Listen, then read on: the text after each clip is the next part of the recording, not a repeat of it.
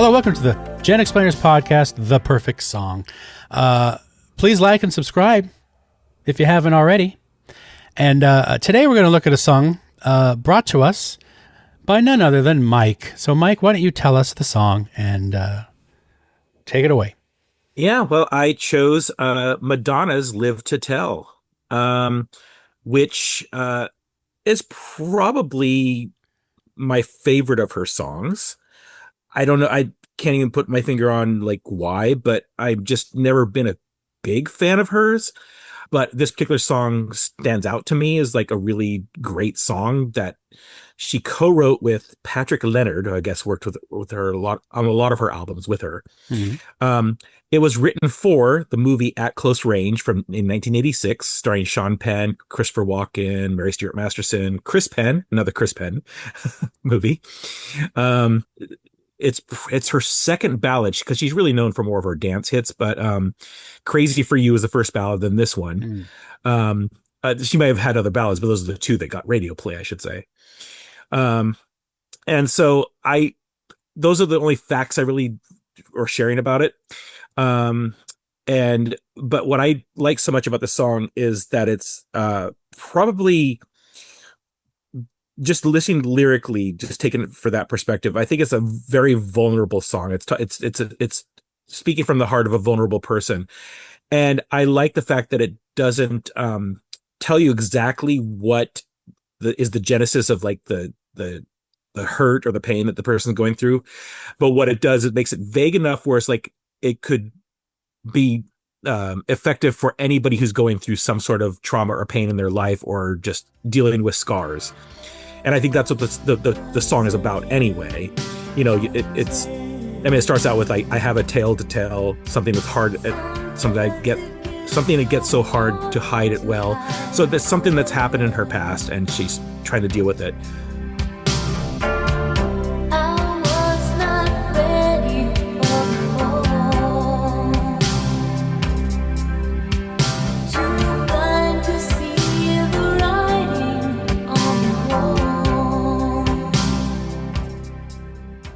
Now, granted, I mean, I know that she grew up with a Catholic upbringing, so I mean, there's lots of pain there, I'm sure.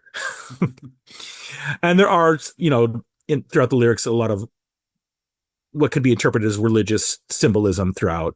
She talks about light a lot. She talks about secrets and, things that happen. And so there could be stuff in there that goes along with it. And throughout her music, other songs too, she does have a lot of religious symbolism throughout songs.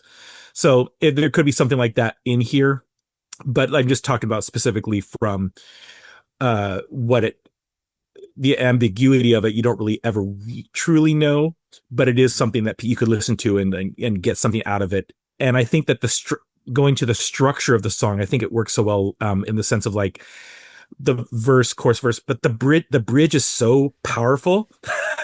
Yeah. That's what really gets me is that bridge in the song. She's talking about if I ran away.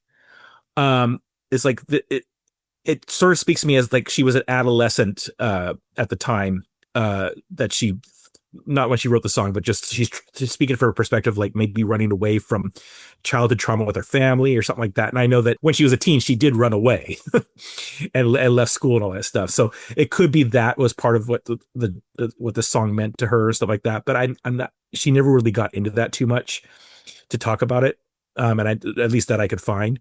But yeah, when I listen to that bridge, it's just like it breaks it down in such a really profound way that it really stands out to me. So structurally, I just really like the song. I think musically, it's not so adventurous or anything, but it works really well for the mood, the tone, and the lyrics. So.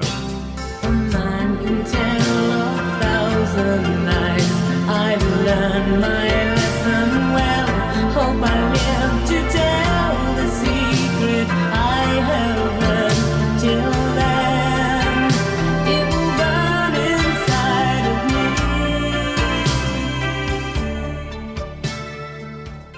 me. Yeah, I mean, a lot of the stuff you said was in my notes for it while I listened to it. But I have to say that, yes, I remember the song being feeling like a departure being a ballad and not a dance track. Yeah. And sort of the softness of it and the ballady, aspect of it was different. And actually, I was one of the first times I really appreciated her vocals, her voice. Yeah. So yeah, I mean, what year did this come out again? Did you say? I don't remember. 86. 80. That sounds about right. Yeah. 80, I think she 86, was. I think she was really maturing as an artist, and which I was, glad to see. I never was way into Madonna, but I was not against Madonna in any way. I thought she was fun and good. But this one is a next level, a next step of maturation, I guess, as an artist. And I do believe it is my favorite song by her as well. Although La Isla Bonita. La Isla Bonita. Spanish Lullaby. Spanish Lullaby. And again, as far as like my history with it, that's sort of it. It was a lot of radio play, a lot of MTV play. Yeah, I can still see the video. Yeah. Yeah. And I really enjoyed it. Yeah. It's, I'll get more into my actual reaction, but Al, what was your take on this song at the time? At the time, so I'm really reinforcing what both of you said in one way or another, but I remember thinking that this was like the first kind of mature sounding song coming from Madonna, in part. I mean, I know she'd done Crazy For You, but Crazy For You is still, I mean, it's a ballad, but it still seems very young and very like, I'm just right. This is a radio friendly ballad, and this song, and I'm not saying that this is the truth, but it sounds to me like something that was written as a piece to convey like a mood and a feeling, and less to be a hit. You know what I mean? Yeah. Maybe I'm reading too much into it, but it is very moody, and that is at that time a real departure from anything else I remember from Madonna. And I had, Like a Virgin. I didn't buy True Blue because I believe this is also on True Blue as well as being on the soundtrack for At Close Range. But so I was pretty familiar with most of Madonna's stuff up until True Blue, and it was a real departure. So I remember just thinking like, oh, wow, this is like a different, newer, older, more mature Madonna. Truth is never far behind. You can't predict hearing well. If I live to tell the secret I knew then, will I ever have the chance again? I actually think also is a departure from most hits that were played on the radio at the time too. I mean, there were some you'd get here and there, like maybe Phil Collins would have a ballad, but a lot of times, most of the radio play stuff was nothing like this, and this was like an emotional song, which in the mid '80s was pretty rare for radio. Again, other songs. I mean, certainly there were ballads and softer songs, but I think the instrumentation and the way this is produced is sort of transcends it a little bit. There are 80s things about it, don't get me wrong. But I feel like it's almost a word we talk about. It's almost a little timeless, even though the production is a little bit, it could be a little bit dated. And that's just the nature of the instruments they had perhaps. But it sort of stands out in that way. Yeah. I really do. To speak of the music side of things in this song, I really do like. I don't know what you call it, but the synth bell sounding ding. I really like that aspect of the song a lot. Yeah, that little melody dun, dun, dun, is very catchy and it brings you in. Yeah, that thing. And like you said, I'll just kind of quickly go about my reaction. Like now that I listened to it recently, and just sat down, I there's like that bridge. I noted that bridge as well, Mike. It's really takes it to the next level. First of all, it kind of gives you a fake out ending in a way, because it kind of stops and then you just have those synth kind of and you're like, oh, it could just fade out now. and be done. But then there's a key change and the bridge comes in. If I ran away, boom, and then the music comes in strong. You're like, oh, and that really is satisfying musically as you're listening to it. If I ran away, I'd never have the strength to go very far. How would they hear the beating of my heart? Will it go cold? And there's vocal layers that are added where she in the background is singing other things. Ah, da, da, da. Yeah. And and so that really takes it to the next level. And then it kind of fades to the end. It's really well constructed and really well written. And yes, admittedly, there's the synth bass line is a little 80s. And even though the running time is like over 5 minutes, it doesn't feel long to me. Plus, the tempo is kind of lower too, so that helps. But I don't feel any fatigue at any point during the song. So yeah, that was my sort of reaction now. Really, really appreciated, enjoyed it. How about you, Al? So I agree with some of what you said. I definitely think the bridge is really elevates the song. I will also say when we have a list of songs that we're going to do, recordings for a perfect song, I usually listen to them first in the car, but then to give a song its fair due, I try to listen to it with headphones because it really does change the experience of it quite a bit.